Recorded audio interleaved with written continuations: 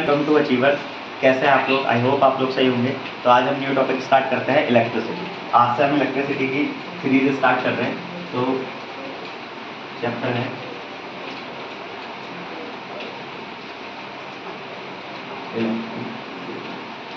Electricity. पढ़ने से पहले हम इलेक्ट्रिसिटी से रिलेटेड दो वर्ड या टर्म पढ़ते हैं। सबसे पहला है इलेक्ट्रोस्टैटिक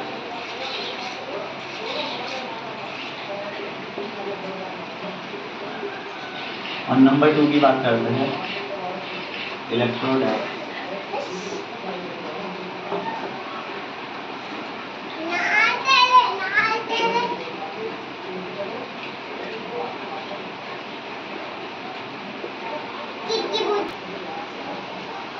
दो वर्ड की बात करते हैं, इलेक्ट्रोस्टैटिक और इलेक्ट्रोडायनेमिक। ठीक है, इलेक्ट्रोस्टैटिक और इलेक्ट्रोडायनेमिक साइंस की एक ब्रांच होती है जो इलेक्ट्रिसिटी के ऊपर रिसर्च करती है, इलेक्ट्रिसिटी के ऊपर बात करती है। इस बार इलेक्ट्रिसिटी के बारे में पढ़ते हैं। तो इलेक्ट्रोस्टैटिक क्या होती है? ऐसी ब्रांच होती है जो रेस्ट पे जो चार्ज होता है, जो रेस्ट पे इलेक्ट्रॉन होते हैं, चार्ज होते हैं, उनसे डील करती है।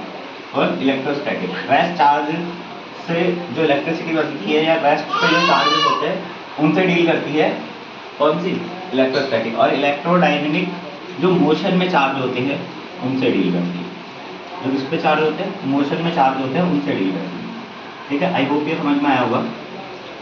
इलेक्ट्रोडायनेमिक, डायनेमिक का मतलब मोशन से रिलेटेड होता है और स्टैटिक का मतलब रेस्ट से रिलेटेड होता है। स्टैटिक का मतलब स्टेबल वाली चीज़ों का से मतलब होता है और डायनेमिक का मतलब ऐसी चीज़ें मोशन है। ठीक है, तो बात करते हैं। ठीक है, तो इलेक्ट्रोस्टैटिक और इलेक्ट्रोडायनेमिक की बात हो चुकी है। ठीक है, आई होप आपको समझ में आया होगा। अब हम आज ओवरव्यू की बात कर लेते हैं कि इस चैप्टर में हमने पढ़ना क्या है। ठीक है, तो सबसे पहले इस चैप्टर में हम इलेक्ट्रिसिटी की डेफिनेशन पढ़ेंगे। फिर क्या पढ़ेंगे? हम इलेक्ट्रिसिटी कैसे बनती है। इलेक्ट्रिसिटी सबसे पहले हम बात करते हैं इलेक्ट्रिसिटी होती क्या है। ठीक है, what is electricity. Second chapter में पढ़ेंगे हम एम्पियर के बारे में, 1 एम्पियर के बारे में। हाँ, तो हम बात करेंगे ओवरव्यू की।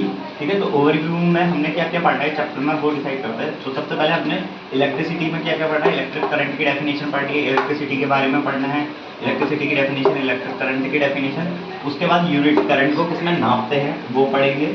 उसके बाद डायरेक्शन ऑफ करंट की करंट कहाँ से कहाँ को जाता है, क्यों जाता है, कैसे जाता है, किसकी वजह से जाता है। अगर इलेक्ट्रॉन इधर को मूव कर रहे हैं तो करंट इधर को मूव करता है। इस टाइप से हम डायरेक्शन ऑफ करंट पढ़ेंगे। उसके बाद हम पढ़ेंगे इलेक्ट्रिक पोटेंशियल। इलेक्ट्रिक पोटेंशियल होता क्या है? बहुत इंपॉर्टेंट टॉपिक है इलेक्ट्रिक पोटेंशियल, बहुत इंपॉर्टेंट टॉपिक है। ठीक है, इलेक्ट्रिक पोटेंशियल के बारे में पढ़ेंगे। उसके बाद पोटेंशियल डिफरेंस के बारे में पढ़ेंगे। ये भी इंपॉर्टेंट टॉपिक है क्योंकि ये ऐसी डेफिनेशन है जिसे समझना बहुत इंपॉर्टेंट है।